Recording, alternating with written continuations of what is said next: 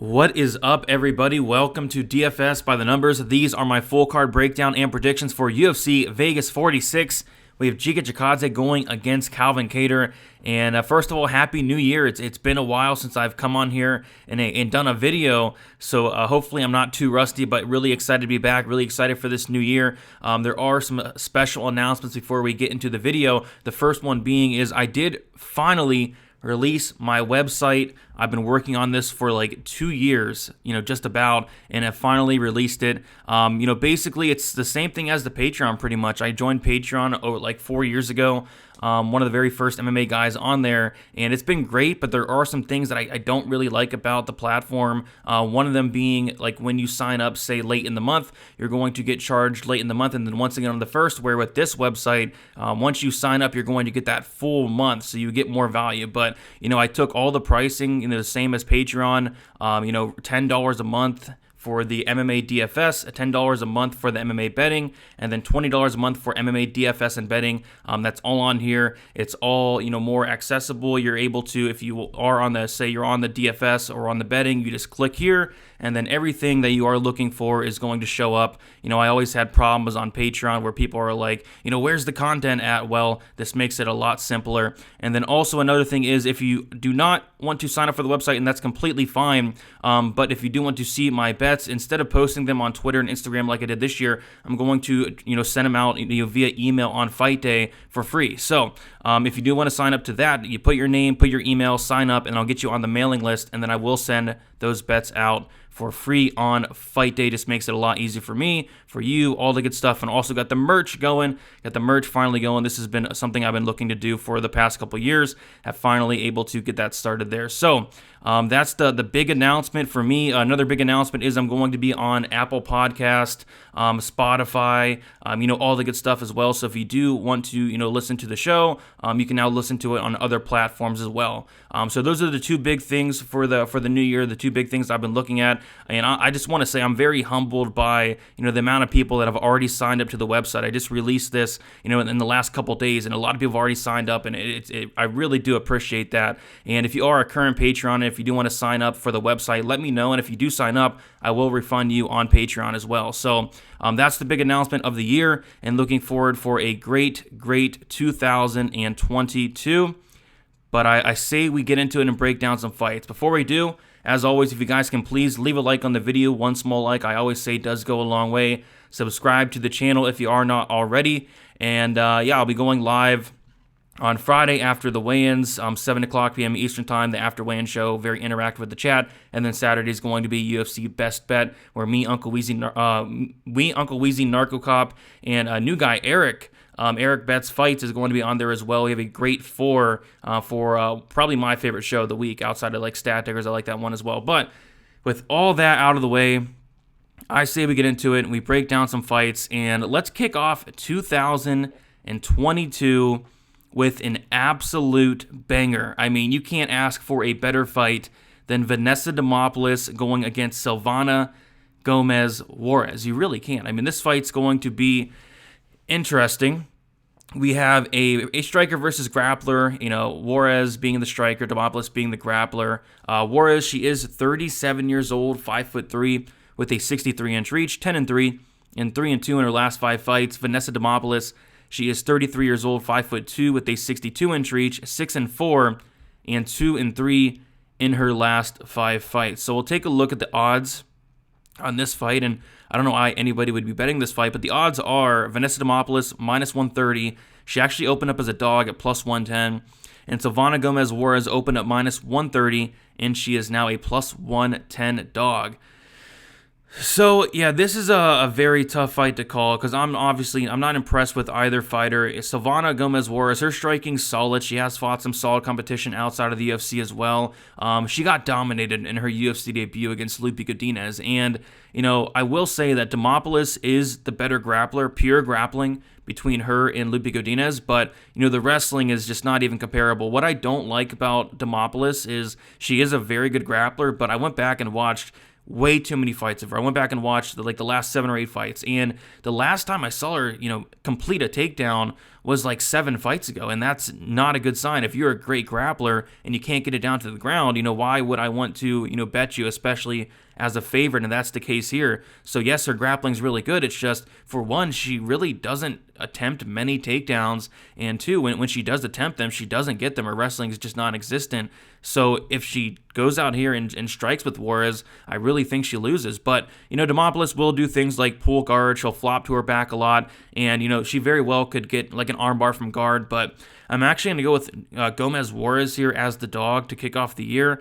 I obviously don't love it, but if Demopoulos does not get this fight down to the mat, I think she's going to get outstruck. She's very, very hittable, and Juarez, her striking's okay. It's okay. But I'd really hate the striking defense of Demopoulos. So I'm going to take Silvana Gomez Juarez to win. I'm going to take her to win by decision. And first fight of 2022, kicking it off with a bang. But we'll get to a very good fight here. Brian Kelleher going against Saidyokub Kakhramonov. This is going to be a banger. A big fan of Brian Kelleher, and I'm a big fan of Kakhramonov. I really like what I see from this guy. Kakhramonov, he is 26 years old, 5'8", with a 69-inch reach, 9-2 and 4-1 in his last 5 fights. Brian Kelleher, 35 years old, 5'6", with a 64-inch reach, 23-12 and 3-2 in his last 5 fights. So the one thing I want to point out first is going to be the tail of the tape advantage for Kakhramonov. He's going to be 9 years younger. Kelleher is a 35-year-old bantamweight. That is definitely something to mention. It's something we always got to take note of. He's 5'6", Kelleher, so he's going to be at a 2-inch height disadvantage, and he's going to be at a 5-inch reach disadvantage as well. So there's a massive, massive tail of the tape advantage for Kakhramonov. Let's take a look at the odds real quick. We see that Kakhramonov opened up as a -170 favorite. He's now -157. Kelleher opened up +145. He is now +137. So I think the odds are about accurate on this one. I'm glad Kelleher is getting some respect as he should. He's a veteran, a very tricky veteran, a dangerous veteran as well. But like I said, I really like what I see from Kakhramonov. This guy's very young. He's 26 years old. He's only improving. And I was impressed with his debut against Trevin Jones. He went out there, and I kind of expected him to, slow down as the fight went on. Because first of all, I have seen him slow down in the past. But second of all, he took that Jones fight on short notice. But it was actually Jones that looked like he was slowing down, and Kakhramonov got a late submission. And you go and watch some of this guy's fights outside of the UFC, and his wrestling is very good. His grappling is really good. His grappling defense especially is very impressive, and he's going to need that here against Kelleher. And then also his striking is good. I mean, this guy is very well-rounded. He's young, and I can't wait to see what this guy does in the UFC. I think he's a very good prospect to look out for. But with that said, Kelleher, he's very dangerous. If Kakhramonov does shoot in for takedowns, which I do expect him to do, he's really going to have to mind his P's and Q's. Kelleher is very dangerous, especially with that guillotine off his back. So I'm going to take Kakhramonov to win. I'm going to take him to win by decision.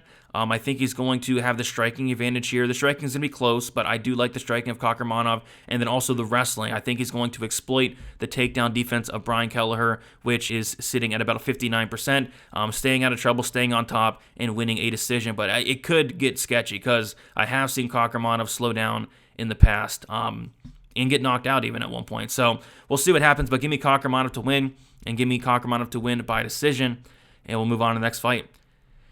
All right, we have Dakota Bush going against Slava Borshchev. And I was saying on Stat Diggers last night where, this is, 2 guys with probably the best nicknames on the card. We have Slava Claus going against Dakota Harry Bush. I mean, you can't get any better than Dakota Harry Bush. That's pretty awesome. But, we have another case of striker versus grappler. Borshchev being the striker and a phenomenal one, and Bush being a grappler. So Borshchev, he is 29 years old, 5'11", with a 69-inch reach. And he is 5-1 and 4-1 in his last 5 fights. And don't let those numbers fool you in terms of the record. In MMA, yes, he only has 6 fights, but he has a ton of kickboxing fights and some boxing fights as well. And you can definitely see it when you watch this guy. This guy is a phenomenal striker. Dakota Bush, he is 27 years old, 5'10", with a 73-inch reach, 8-3 and 3-2 in his last 5 fights. So Dakota Bush, he's going to be 2 years younger. He's going to have a 1-inch height disadvantage, and he's going to have a 4-inch reach advantage, though. Dakota Bush doing some work between, I believe, Glory MMA, and he's also, for some reason, went to his Instagram, and this dude's doing a lot of work with Jake Collier, which was very interesting because these guys are not even anywhere near the same weight class, but getting some work in with Jay Collier, maybe that'll help him in this fight, I guess. But we take a look at the odds here. We see that Slava is getting a lot of respect. This guy has a ton of hype on him. A lot of people are really excited for this guy. I mean, how can you not like Slava Claus? So he's getting a pretty big price tag here in what looks to be probably a really close fight. Slava, he's opened up plus 125 as a dog, actually, which is interesting, and he's now minus 180. We see that Dakota Bush opened up at minus 145 favorite, and he's now plus 155. So the line is completely flipped, and Borshchev is a decent-sized favorite. I mean, like I said, we have a striker versus grappler. You take a look at Slava, you watch some of these guys' fights, and I watched all of them that I could, and he's getting taken down a lot. I don't like that, but he is training at Team Alpha Male. His get-up game is really solid. His takedown defense is not bad, but, guys can get him down, and that is kind of a worry here against Dakota Bush, because Dakota Bush, he is a very good grappler.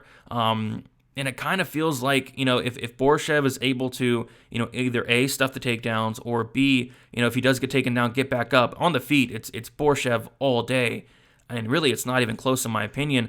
But Dakota Bush could, get this fight down to the mat. If he does, he could potentially have, success, because this is a very good grappler in Dakota Bush. But I like what I see from Borshchev in terms of the striking. I am expecting to see improvements. This is a young Borshchev, 29 years old, and he's training at a very good camp. He's new to MMA, but he has that kickboxing experience, that boxing experience, and again, you can definitely see it. I don't like the line. I think Dakota Bush could be something to look at in terms of maybe a dog pick, but I'm going to say Borshchev does stuff the takedowns, keeps it on the feet, and outpoints Bush, pretty handedly for 3 rounds. But I think it could get sketchy here and there if Bush is able to get Borshchev down, which I do think he does. I just think that, Borshchev's able to work his way back up and win that decision. I say decision because Dakota Bush, he is very, very tough, very, very durable, can take a shot. But yeah, give me Borshchev by decision here. Really good fight. Looking forward to the debut of Borshchev there. In another good fight, we have a couple really good fights here in a row on the prelims. We have Gabriel Benitez going against TJ Brown. Should be a very fun one. Benitez, 33 years old, 5'8", with a 71-inch reach, 22-9, and 2-3 in his last 5 fights. TJ Brown, 31 years old, 5'9", with a 73.5-inch reach, 15-8, and 3-2 in his last 5 fights. So we'll take a look at the odds here. We see that Benitez opened up as a minus 145 favorite. He's now minus 177. TJ Brown opened up plus 125. He's now plus 152. So this is a weird fight because you take a look at TJ Brown and, coming into his UFC debut, I was really high on this guy. I like this guy a lot. At the time, he's a brown belt. He's now a black belt. Very good wrestling, very good pace. He has power on the feet, and his grappling is really good. And he comes into the UFC after winning the Contender Series by submission, comes into the UFC, and he dominates Jordan Griffin for the first round and a half. He looks phenomenal. 7 takedowns in like 8 minutes of fight time, right? And he looks great. I mean, I had him on DraftKings, and he put up like 80 points in a loss. And then he gets submitted by Jordan Griffin after slowing down. So I was like, okay, he got caught. And then in the next fight against Danny Chavez, I thought, I really think Brown can come out here and take down Danny Chavez at will. And TJ Brown went out there and with one of the most questionable game plans I've seen in 2020. That was 2020, but it was very questionable. So he went out there and he just stood with Danny Chavez. He let Chavez tee off on him, beat up his legs bad. And it wasn't like at the end of the first round, he kind of shot at like a half-ass takedown, but it wasn't until the late second round, third round where he wanted to finally then get down Danny Chavez. But by that time, he was already like really beat up and couldn't even do it. And then it was actually Chavez in the third round that took down Brown 4 times. So I really do question the fight IQ on TJ Brown, but he did come in his last fight against Kai Kamaka. I thought that was the best striking we've seen out of TJ Brown. I thought his striking, improved leaps and bounds from, say the Chavez fight to the Kai Kamaka fight. I really liked what I saw. He was also able to take down Kai Kamaka 2 times. He did get knocked down, but he was able to win a very close fight. I thought he lost that fight. I had a bet on TJ Brown, and I walked out of the room because I thought I lost. and ended up winning. So I really thought he lost that fight, but he was able to win it regardless. But this is a close fight because I feel like if TJ Brown comes in here with the game plan he had against Danny Chavez, I think he gets knocked out. But I feel like if TJ Brown comes in here with a smart game plan, he's training at Glory Man Fitness, he's training with Bryce Mitchell. Bryce Mitchell's going to be in his corner for this fight. I feel like if they can come up with a smart game plan, mix in the takedowns, exploit the 56% takedown defense of Benitez, I think it's going to be very competitive. I think, TJ Brown can have success on the mat. And on the feet, yeah, I think Benitez has the advantage, but, we are seeing those big improvements in striking for TJ Brown there. It's a close fight. I think someone gets finished here, but I'm actually going to go TJ Brown to mix in the takedowns, but I can't bet him. What I'm trying to do this year is try to stay away from the fighters with, poor fight IQ. Fight IQ and the gas tank has completely screwed me the past couple of years. And TJ Brown is a guy that I just can't trust, especially going back and looking at that Chavez fight. I have no clue what he was thinking. If he does that here, he's getting knocked out. But if he does fight smart, I really think he has the tools to win this fight. But I don't want to bet on him. So give me TJ Brown as far as a dog pick. But this is a very close fight. It's going to be a war. I think it's going to be fun. I think somebody gets finished. But I will side with the decent-sized dog here in TJ Brown. All right, we have Ramiz Brahimaj going against Court McGee. Ramiz Brahimaj, he is 29 years old, 5'10", with a 73-inch reach, 9-3, and 3-2 in his last 5 fights. Court McGee, 37 years old, 5'11", with a 75.5-inch reach, 20-10, and 2-3 in his last 5 fights. So we'll take a look at the odds here. We see that it is a straight pick'em. Court McGee opened up -120, now -110. Brahimaj opened up +110. He's now -110. Not sure where this line does go, but we'll have to see. But yeah, so I have a lot to say about this fight. So this is, we talked about bad fight IQ in the last fight with TJ Brown. These are two guys that have showed bad fight IQ in the past. And I was talking to Uncle Weezy on Stat Diggers, and I was just, destroying, Brahimaj in terms of the fight IQ. I was like, what was he doing against Max Griffin? Because what was he doing against Max Griffin? He went out there. This is Ramiz Brahimaj. He has a 100% finish rate, 100% submission rate. He's not won by decision. He is not won by knockout. This is a guy that has only won in the first round outside of one fight that went into the early second. And he goes out there in his debut and does something he's never done before. He shoots 0 takedowns against Max Griffin. And I'm just sitting there with my jaw is dropped. I'm all over this guy. I'm expecting him to wrestle. And he does not shoot 1 takedown. And yeah, he clearly gets outstruck by Max Griffin. He loses his ear in the process and gets knocked out with an injury in that third round. So that happened. And then he does bounce back against Sasha Palatnikov. Kind of goes back to his old ways. He takes down Sasha. He gets a submission. Another submission on his record. So that was some very questionable fight IQ against Max Griffin. So if he does it against Court McGee, I think Court McGee's going to outstrike him here. But, you got to think that Brahimaj is going to, fight smart and try to get Court McGee down to the mat. With that said, Uncle Weezy was talking about, remember the Carlos Condit fight where I didn't bet Court McGee in this fight, thankfully, but I did pick him. And it was because Carlos Condit has a 38% takedown defense, and I expected Court McGee to go out there and shoot takedowns, and Court McGee shoots 0 takedowns. So these are two guys that have shown, very questionable fight IQ in the past. But as far as this matchup goes, Court McGee, he's 37 years old. I don't like that. But everything else I do like.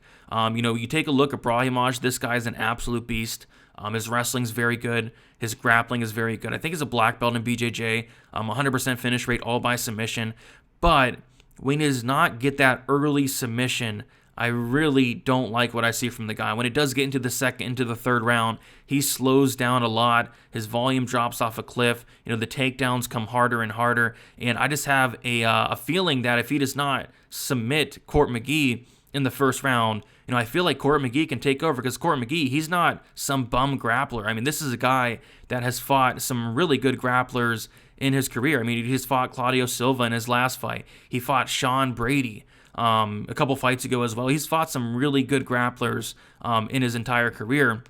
So if Ramiz Brahimaj does not go out there and submit Court McGee, which, by the way, Court McGee fighting some really good grapplers in his career, he's never been submitted in 30 fights. 30 fights. He's never been submitted. So yeah, if Brahimaj does not submit him early, I feel like Court McGee, having the cardio advantage is just going to take over as the fight goes on, wins rounds 2 and rounds 3, and cruise to a decision here. Round 1, I probably would give it to Brahimaj, but if he does not get him out of there, I do think that Court McGee can take over. One interesting stat that is very important, and that is going to be the control time. This is something new I added to my stats page that you guys see on the Friday show and on the Saturday morning betting breakdown video, and it's the control differential. With Court McGee, he has a 69% takedown defense. That's it's good, it's solid. But when guys take him down, they are not holding him down. Even Sean Brady took him down twice, and Court McGee popped right back up. But Court McGee has only been controlled for 5% of the time in his fights, and he actually has a positive control differential of 15.89%, which is good. It's good. It's not a negative one, which is good. So when Court McGee does get taken down, he's able to work back up. His takedown defense is good. I like his striking. The only thing I don't like about Court McGee here is the age. He is 37 years old. But other than that, I really like this matchup for Court McGee. So I'm going to take Court McGee to win. I'm going to take Court McGee to win by decision. If Ramiz is the first one to submit Court McGee, so be it. But he'd be the first one to do it. So give me Court McGee to win by decision. All right. This is a fight where first of all, it's tough to call, and second of all, I'm not in love with this fight here. Joseph Holmes, 26 years old, 6'4", with an 80-inch reach, 7-1, and 5-0 in his last 5 fights. Jaimie Pickett, 33 years old, 6'2", with an 80-inch reach, 12-6, and 3-2 in his last 5 fights. I'm trying to keep this as short as possible. We'll take a look at the odds here. We see that Joseph Holmes opened up -175. He's now -151. Jaimie Pickett opened up +150, he's now +131, and I think those odds are hilariously off. I saw, Joseph Holmes was a favorite, and I saw Jaimie Pickett, right? And I was like, okay, wait, we get a chance to fade Jaimie Pickett.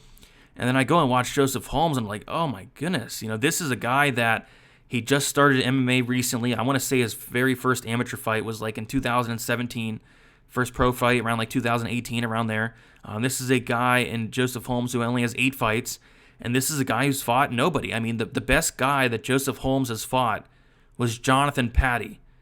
And other than that, it's just a bunch of guys that are not good at all, worth mentioning. Jaimie Pickett, he actually beat Patty as well, but at least with Jaimie Pickett, he's fought, Punahele Soriano, he's fought Tafon Nchukwu, he's fought, Jordan Wright, he's fought, UFC caliber guys, where Joseph Holmes' best fight is Jonathan Patty. So that's the one big difference that sticks out, but other than that, their skill sets are like very similar. They're both very big for a division. They both have an 80-inch reach. They're both very low volume. They both don't do a ton. They're both good grapplers. They're both brown belts in BJJ. I guess the one big difference that sticks out is the level of competition in the experience of Jaimie Pickett. So why is Joseph Holmes a -150 favorite? I'm not impressed with this guy. I think people are just trying to fade Jaimie Pickett, and I get it. But, something that, I've learned a while ago, don't fade a bad fighter with a bad fighter, and I'm not impressed with Joseph Holmes. With that said, he's only 26 years old. I think he definitely can improve. If we're talking ceilings, yes, Joseph Holmes has the higher ceiling, but right now he's still very green. He doesn't throw a lot of volume. And I feel like this is a close fight. It's a close fight, coin flip, one that I will not be betting, but if I was to bet it, it would be on that plus money on Pickett. But I'll tell you right now, I really don't want to bet on Jaimie Pickett. So I'm going to pick Jaimie Pickett. I'm going to pick him by decision, but this is a fight I want to absolutely stay away from. But give me Jaimie Pickett as a dog, I guess. All right. Good fight here. Joanderson, Brito, Bill Algeo. I'm really looking forward to this one. Brito, 26 years old, 5'8", 72-inch reach, 12-2. And he is 5-0 in his last 5 fights. And yes, don't let the picture fool you. This guy's 26 years old. Ain't that nuts? He looks like 45, but yeah, he's only 26, which is really weird. I was shocked. I was absolutely shocked when I saw his actual age. But Bill Algeo, he is 32 years old, 6 foot, with a 73.5-inch reach, 14-6, and 2-3 in his last 5 fights. So yeah, we take a look at the tail of the tape. Brito is going to be 6 years younger, supposedly. Bill Algeo, though, is going to have a big 4-inch height advantage and also a 1.5-inch reach advantage. We'll take a look at the odds, and we see that Brito opened up -110. He's now -130. Bill Algeo opened up -110. He's now +110. This is a very close fight, another very close fight. And honestly, I was talking about it last night with Wheezy. This is a card where you can really make a case for every single dog on the entire card. I feel like not one pick is completely safe. I mean, the biggest favorite is Giga Chikadze. The only favorite over -200 is Chikadze there. And even that I'm like not overly confident about, right? So, this is a very tough card in terms of the picks, and especially if you are betting sides. But, back to this fight anyway. We have Brito, who is a black belt in BJJ. He's a young guy, again, supposedly. He has a lot of power. I'm not in love with the striking, but he does throw with bad intentions, has a ton of power, can hurt his opponents. He went out there on the Contender Series, and he was able to, look really good. He looks strong. He's physical. He's able to get takedowns. He's able to get control time. And, he's able to look really good in the Contender Series fight outside of that eye poke that did end the fight there. But he was still able to win a decision. Bill Algeo is somebody that, I had a bet in his debut against Ricardo Lamas. And, Bill Algeo was coming in on short notice, like a couple days' notice. And I had a pretty decent-sized bet on Lamas. I thought Lamas was going to roll through this guy, and that was not the case. Bill Algeo made a great account of himself in that fight. I thought Lamas won. I thought he won the third, but I was not confident in rounds 1 and rounds 2. I thought they were very close. And you can never be confident with the judges, right? So I was scared. But Lamas was able to win. But Algeo still, I thought he made a good account for himself. The next fight he does beat Spike Carlisle, and then he loses to Ricardo Lamas. So the thing with Bill Algeo, he's a black belt in BJJ as well. I really like his striking. His striking defense is horrendous, though, but he is tough. But he can be hit, which is not good, especially in a fight like this. But what I like about Bill Algeo the most is the pace and the volume. This is a guy thus far in 4 fights, Contender Series and the 3 UFC fights. He has landed 6.37 significant strikes per minute. This guy puts on a crazy pace with crazy volume, and he has the cardio to back it up. Joanderson, Brito, this is a guy that he has a lot of finishes late in the fight, but I'm kind of iffy on his cardio. Like, in some fights, his cardio looks very, very good, and then in some fights, his cardio looks questionable. I really am not completely sure on the cardio of Brito, but what I am sure on is this guy's striking is very dangerous. I feel like he could hurt Algeo. I think in terms of the numbers, Algeo is going to be outlanding him, but I think the bigger moments are going to come from Brito on the feet. And then on top of that, I feel like he can take down Algeo literally whenever he wants. The only thing with Algeo, though, is Algeo has an elite get-up game.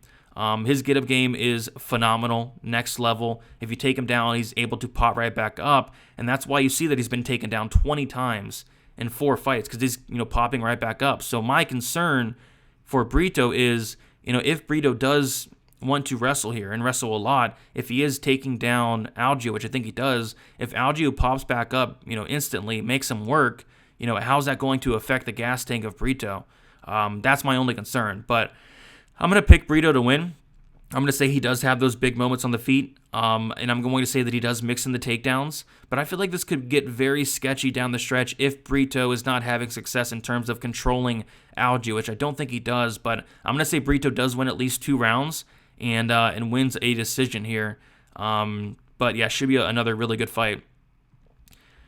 All right, so now we have the People's Main Event, which is for some reason on the main card, and I have no clue why this is on the main card. I mean, there's so many other fights you could put on the main card, like the Brian Kelleher fight you can put on the main card, the Benitez fight you can put on the main card, the Brahimaj fight you can put on the main card. But no, they went with Jake Collier going against Chase Sherman on the main card.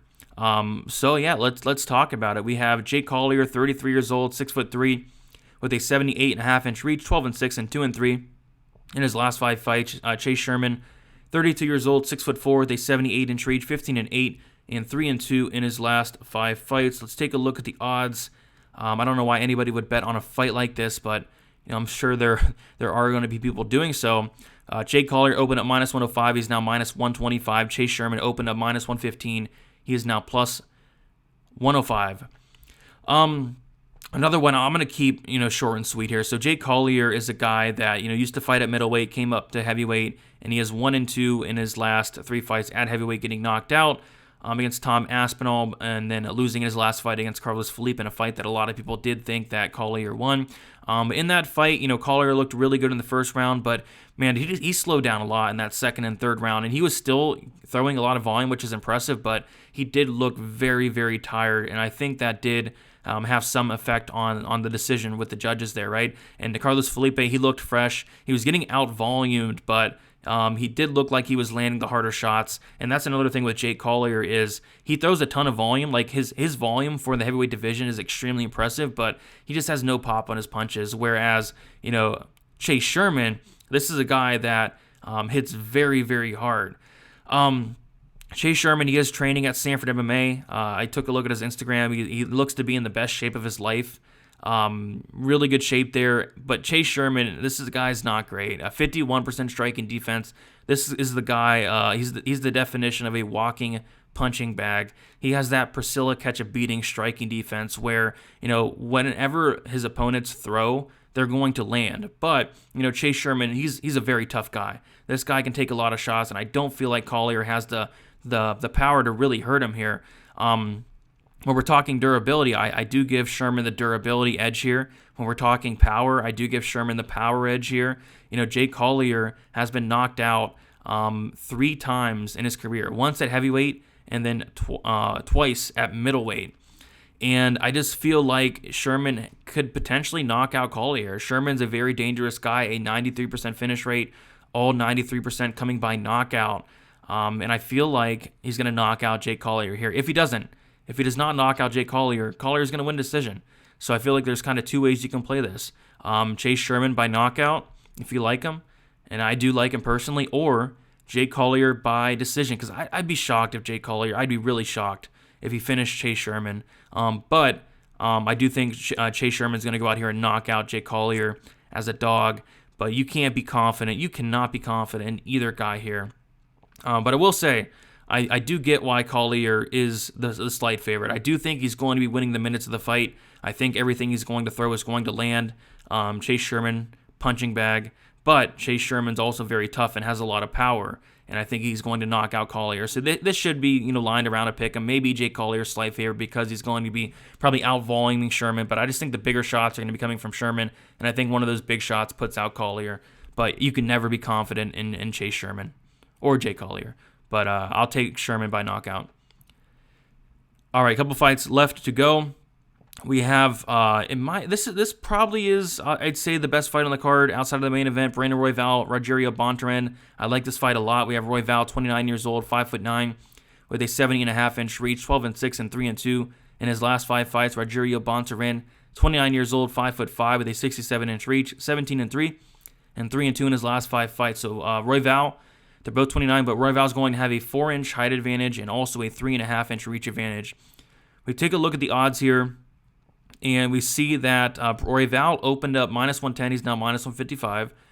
Bontorin opened up -110. He's now +135. So something interesting to mention. First of all, it's so crazy how people really switch up on a fighter. Like, this is Royval who, people thought this guy was the next big thing. Like, this guy was gaining a ton of hype after that, the Tim Elliott fight, and then the Kai Kara-France fight. Like, people were really high on this guy, lots of hype on this guy, so much hype that Brandon Royval was only, +140, +135 against the champ, Brandon Moreno.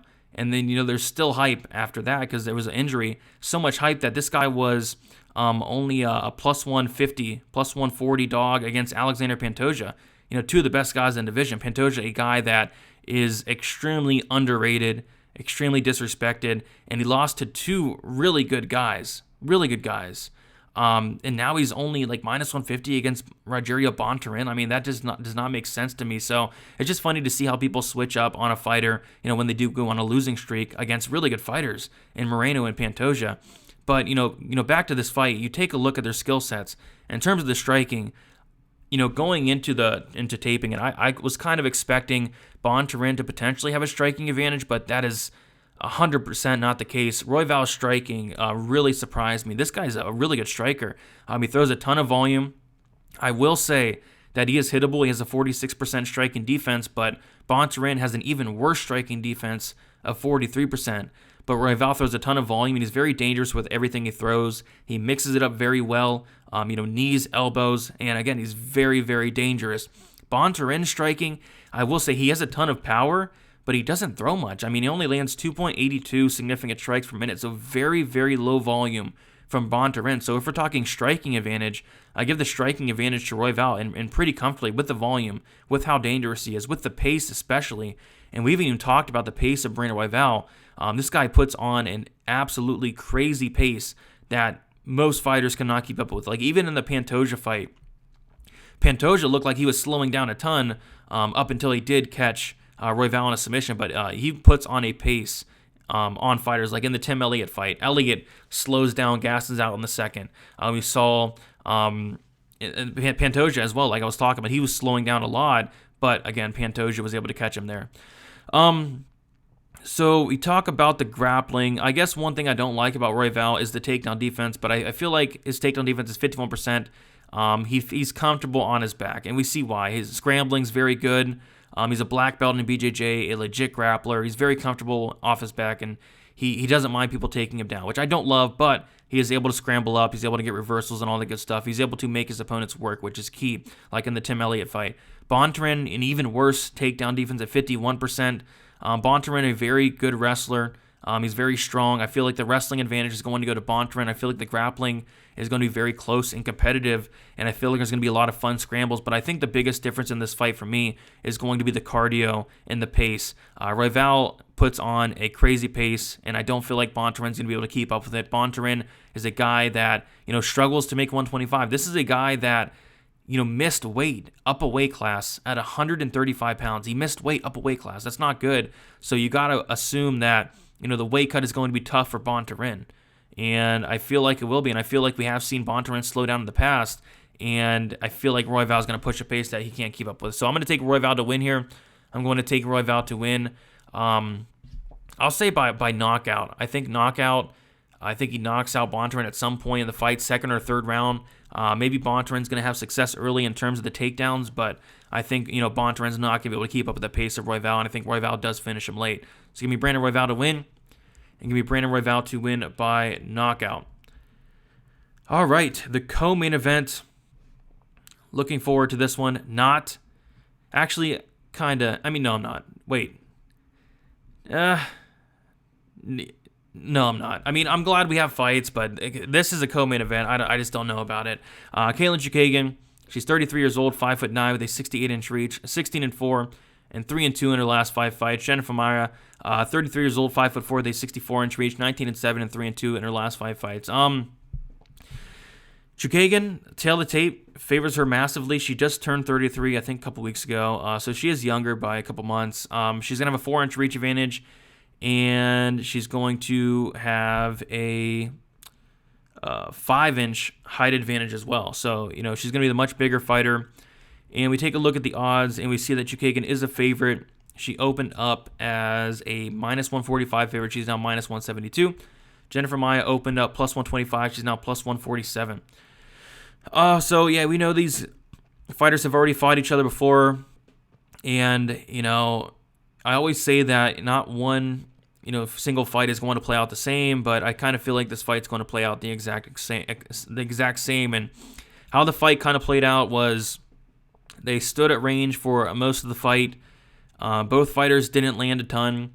Chookagian had a 40% striking accuracy in that fight. Maia 25% striking accuracy. I feel like Maia did struggle with the range of Katlyn Chookagian at times. And the thing with Jennifer Maia is we talk about bad fight IQ on this card a lot, and Jennifer Maia is somebody that has phenomenal grappling, but she has, let me count. She has, I want to say, she has 7 UFC fights. 7 UFC fights, and she has attempted 4 takedowns, and she's only gotten 2 of them. So in 7 UFC fights, Jennifer Maia has 2 takedowns. Once against Katlyn Chookagian, and once against Valentina Shevchenko. And that's what everybody's saying this week. If she can take down Valentina, why can't she take down Katlyn? And I agree. I found myself saying that a lot of times. Why can't Maia come out here with a smart game plan and take down Katlyn Chookagian, who has like a 50% takedown defense? Because it is a path to victory. It's just that's not Jennifer Maia's game. And we have a big enough sample size, 7 fights, where we know that if you're counting on Jennifer Maia to come in here and go for takedowns, you could, be very disappointed by the end of the night. So I'm not falling for that trap. I'd like to see Maia come in here and fight smart. I know she's not going to. So I feel like the fight's going to play out the exact same way. I know that's kind of lazy analysis, but that's literally how I feel. I feel like Katlyn Chookagian's going to stay on the outside, pick apart Jennifer Maia, use her sounds to sway the judges. So shots that aren't landing, because a lot of them don't land. Maybe the judges will hear those sounds and think that they are landing, and that's how a lot of Chookagian fights go. And it's going to be a close fight. Like this line, I like Chookagian to win, but this line is pretty ridiculous because it's going to be a close fight in terms like if Maia comes in here and does not fight smart and strikes with Chookagian for 15 minutes, I still think it's going to be a close fight. But if Maia was decided to fight smart for the first time in her career, she could win this fight. It's just it's not something I can expect her to do. So give me Chookagian by decision. I'm not touching the money line. Like even the decision props getting bet to like -120. I don't want anything to do with this fight, to be honest. But I will take Katlyn Chookagian to win, and I will take her to win by decision. All right, so now we have the main event. I want to remind you guys that me and Uncle Weezy went live on my channel on Monday and did the main event deep dive. Go check that out. We talked some betting, talked through the fight very well, so check that out if you have not yet. Again, I'll be going live Friday, 7 o'clock p.m. Eastern Time after the weigh-ins, and Saturday once more for best bets. So be sure you are subscribed to the channel. Hit the post bell notification so you are notified when I do post a video or go live, all that good stuff. So, Calvin Kattar, Giga, Chikadze. Very good fight here. Looking forward to it. Chikadze, he is 33 years old, 6 foot, with a 74-inch reach, 14-2, and 5-0 in his last 5 fights. Calvin Kattar, 33 years old, 5'11", 72-inch reach, 22-5, and 3-2 in his last 5 fights. And we'll take a look at the odds, and Giga is the biggest favorite on the card by a decent amount. Chikadze opened up -175, now -233. Calvin Kattar opened up +150s, now +198. So, yeah, if you guys know me, if you guys have been watching my videos for the last couple of years, you know that I am the biggest Chikadze hater out there. I was never sold on this guy. I think in terms of picking him, I think I'm about 50% in terms of the UFC, but I'm a big Chikadze hater. But I do want to go through this guy's career because I'm going to give him some respect here, a lot of respect. He first of all, in the Contender Series back in 2018, he tires out and gets submitted by one Austin Springer, right? And then he makes his debut against Brandon Davis. It's a very close fight, split decision win. He slows down in the third, loses the third, gets taken down 3 times. And then against Jamal Emmers, he goes out there. I thought he lost the fight, and I still, to this day, thought he lost the fight. He slows down very bad, gasses out in the 3rd round. Jamal Emmers clearly is outstriking him, and he wins a split decision. So, yeah, I currently, at this point in time, I think this guy is a complete fraud. Then after that, they feed him Irwin Rivera, who's like a weight class below him. He gets a decision win. Even in that fight, he slowed down a little bit in the 3rd. But this is the fight where I really changed my mind about Giga Chikadze. And I always say this. It was that Omar Morales fight where he went out there and destroyed Omar Morales in that 3rd round. And the 3rd round is where I'm always seeing Chikadze prior to this slowing down. But that was the best round I've ever seen at Giga Chikadze, and it came in that 3rd round. He knocked down Omar Morales very bad, and he was able to, almost just about get him out of there. Omar Morales, who is extremely tough. Then he goes on a 3-fight knockout streak, knocking out Jamie Simmons in the 1st round, knocking out Cub Swanson in the 1st round, and then knocking out Edson Barbosa in the 3rd round, which is something you like to see. And, I think a mistake that a lot of people make, and, I try not to make this mistake, but maybe I do sometimes, but I'm not making it here. Fighters, they can improve. Like, they're allowed to improve, right? Like, if you go back and watch the Austin Springer fight, Giga looks like crap. He's getting taken down. He's getting submitted. If you go back and watch Ember's fight, in the third round, he looks like crap. But he's training at a good camp. Fighters can make improvements, and I think that's just what Giga Chikadze is doing. He's making improvements, and they're coming rapidly. Each and every time we see Chikadze step into the cage, he's a better version of himself. So I do expect to see the best version of Chikadze against Calvin Kattar. So that's a lot about Giga Chikadze. Calvin Kattar, we can talk about the stats. I usually talk about the stats a little bit for the main event. Me and Uncle Weezy went through the stats. We can talk about them, but you take away the Holloway fight. People are going to say the stats are skewed because of the Holloway fight, right? But I hit up Weezy and I said, can you get me the stats for Calvin Kattar without the Holloway fight? And he did. And I looked at the stats, and they look the same. He's getting outstruck on average against his opponents. The striking defense is not great. So, yes, the Holloway fight does skew those stats, but they're still very concerning, especially in a striking fight against a very good striker in Giga Chikadze. I like Chikadze here. Do I like the money line? Absolutely not. Absolutely not. If this was 3 rounds, I would be betting Giga Chikadze here at minus 250, at minus 240, at minus 230. The fact is, it's a 5-round fight. He's never seen the 4th round, never seen the 5th round. He slowed down in the 3rd round in the past, and like I said, he can make improvements, but it has happened in the past. And if Calvin Kattar, who's very tough, who has absorbed nearly 1,000 strikes in his career, never been knocked down, has a chin of steel, if Calvin Kattar can survive those first 2.5, 3 rounds, what does round 4 and round 5 look like? And I don't know. We're going to see, hopefully. But I'm going to say Giga Chikadze does win this fight. I'm going to say he does win a decision. I think he wins those first 3 rounds. But like I said, round 4 and round 5 I think could get very interesting. Maybe he does knock out Kattar. But again, Kattar is very, very tough. But I will take Chikadze to win at least those first 3. Give me Giga Chikadze to win by decision. Cannot wait for this fight. Very first fight card of 2022. Should be an absolute banger. So, yeah, guys, that is about it. I do only have one bet for this card. As of now, I'm waiting for line movement on some other ones. I'm keeping it short and sweet this week. This is a card where it is very sketchy. Like I said, you can make a case for every single underdog on the card. Don't blow your entire bankroll on the first card. On a card like this. Like, this card is sketchy. Sketchy. I can guarantee you there will be better spots throughout the year and even next week for UFC 270. So that's about it. Check out the website. I'm going to be uploading content through there daily. Again, I'm very happy and humbled by the amount of people that have signed up and just the couple days it's been released. If you are on Patreon, Patreon's going to keep going as well. So that's going to be still there. If you do like Patreon, if you prefer that instead, that's all good. But if you are on the Patreon and do want to sign up on the website, let me know when you do, and I'll refund you on Patreon there. If you have any questions about the website, about anything, you can follow me on Twitter, DFS_numbers. Instagram is DFS by the numbers. And yeah, that's about it. So check out my other live streams, subscribe, like, appreciate that all the time.